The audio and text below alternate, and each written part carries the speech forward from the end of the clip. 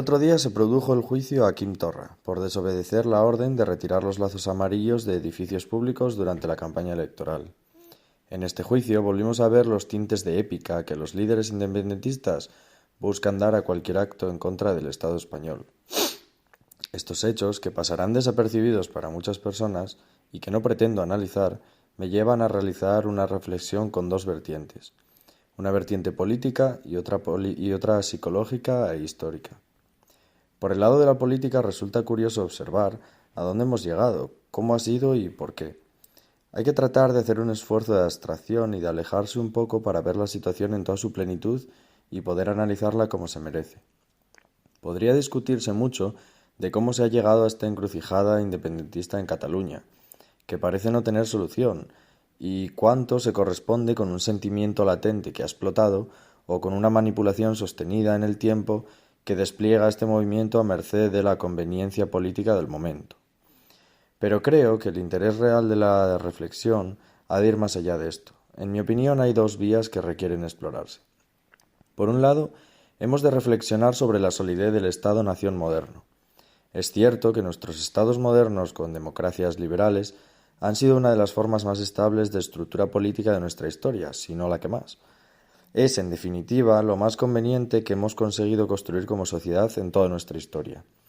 Sin embargo, en casos como estos, todas sus vergüenzas saltan a la luz y dejan ver que realmente estos estados-nación se asientan sobre pilares de barro. El mismo poder que otorga al cuerpo representativo de políticos la capacidad de, mediante el monopolio de la violencia, mantener un relativo orden en nuestras sociedades, puede hacer que estas mismas se disgreguen y entren en conflicto entre sus partes constituyentes. Nuestras sociedades de posguerra, resultado de años de matanzas y conflictos, han rendido la responsabilidad de sus individuos a una suerte de secuestro colectivo en el que devengar libertades a cambio de protegernos de nosotros mismos. Quizás de aquí venga el error de pensar que el problema que desató las guerras fueron los individuos de cada estado y no el sentimiento exacerbado y colectivista que despertaban unos estados-nación que aún no entendían muy bien de qué iba aquello del comercio pacífico y mutuamente beneficioso. Es posible que de aquellos kebabs estas cagadas y esta contención unitaria y colectivista del Estado-nación como representación del interés general forzado no sea más que una consecuencia pasajera de un miedo a un presente y que por eso, y no por sus propios beneficios, haya sido relativamente estable durante las últimas décadas. Curiosamente, estas vergüenzas e incongruencias de nuestra estructura política son las que sacan a relucir interesadamente los líderes independentistas. Y lo cierto es que no les falta razón.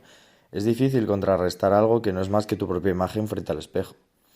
Pero digo interesada e hipócritamente porque estas mismas vergüenzas que ahora sacan a relucir del sistema son las que les han permitido a ellos tener el poder suficiente como para llevar a tanta gente a la situación en la que estamos.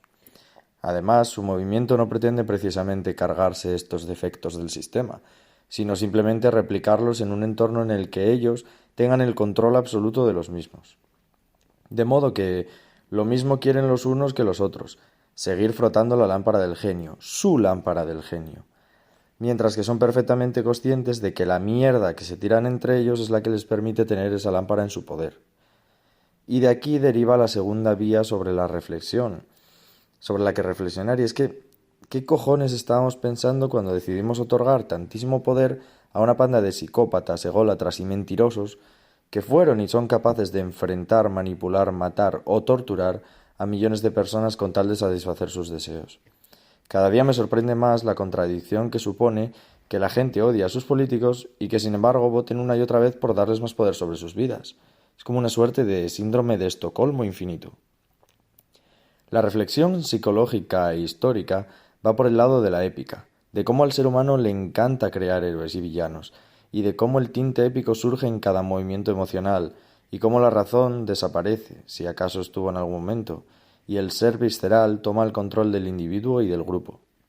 Cuantos más años vivo y más historia vivo, más me pregunto si lo que nos cuentan o lo que leemos o vemos en documentales es tal, si realmente el ser humano ha tenido esas efemérides rodeadas de epicidad y razón. Evidentemente todo indica que no, que nos encanta fliparnos con aquellas cosas que despiertan nuestro lado más animal y que según quien reescriba cada historia, vamos a ver una versión muy diferente que seguramente esté igualmente alejada de la realidad. Cada vez tengo más claro que todos o casi todos los grandes acontecimientos políticos y sociales de la historia nacieron de una tontería que tuvo la suerte de aterrizar en la ignorancia de la gente y de sortear la poca racionalidad que nos caracteriza. Más aún en tiempos previos a la invención de la imprenta, por motivos obvios de memorización y comunicación. Este último punto es importante, ya que hoy en día disponemos de más herramientas que nunca para estar informados y ver lo que ocurre desde perspectivas muy variadas y ricas. Estamos a años luz de lo que estaba en cualquier ser humano en cualquier momento pasado. Y aún así parece que seguimos requiriendo de juglares que canten las épicas hazañas que ocurren en nuestro entorno. Sinceramente creo que la gente siempre ha sido igual. La gran mayoría ignora e ignoraba prácticamente todo, y unos pocos se interesaban y sacaban partido a las herramientas de las que disponían para salir de esa generalizada ignorancia. Estos últimos son los que han conseguido que cada vez tengamos mejores herramientas, lo que en general no cambia mucho el nivel de ignorancia de la mayoría, pero sí la capacidad de escapar de este, para la minoría que esté interesada en hacerlo, por supuesto. Pero no hay mayor ciego que el que no quiere ver, y toda herramienta tiene un poder simétrico, que en nuestro caso me temo que incrementa ciertos sesgos de grupo, de selección y de decisión en esas mayorías ignorantes. Desgraciadamente, un gran movimiento siempre es ejecutado por una mayoría sumida en la ignorancia y la sinrazón. Lo único que suele necesitar es una idea potente proveniente de algún no ignorante con rasgos de psicópata y con aires de grandeza. Igual de ridículo que es ver a Torra o Puigdemont diciendo frases que puedan llegar a chapas, camisetas o banderas en el futuro, lo puede ser llevar esas chapas, camisetas o banderas ahora con otras frases de otros convenientes personajes históricos. O quizás no, quizás haya niveles, quizás no muchos consigan engañar o engatusar a una mayoría suficiente, quién sabe. Lo que queda claro, una vez más con todos los circos históricos que han poblado y pueblan nuestro tiempo como sociedad, es que somos seres tremendamente emocionales, que creamos nuestros propios dioses y que somos capaces de dar nuestras vidas y las de los demás fingiendo que no son una invención nuestra, que no son un placebo para nuestra sed de épica, de relato. Quizás nadie lo haya descrito tan bien como Stephen Hawking en su libro The Grand Design, ya que tal vez todos deberíamos ser conscientes de la subjetividad inherente a nuestra naturaleza sensorial que nos hace percibir realidades que no son ni absolutas ni comparables, que no son realidades sino relatos, que no son efectos sino causas. Mientras tanto, y pese a que algunos traten de diseñar sistemas que mantengan un cierto equilibrio estable, me temo que el ser humano seguirá siendo una masa con un tremendo poder de reacción emocional e ignorante ante eventos que escapan a su comprensión, que mejorará marginalmente gracias a una minoría, mientras la mayoría trata de autodestruirse continuamente.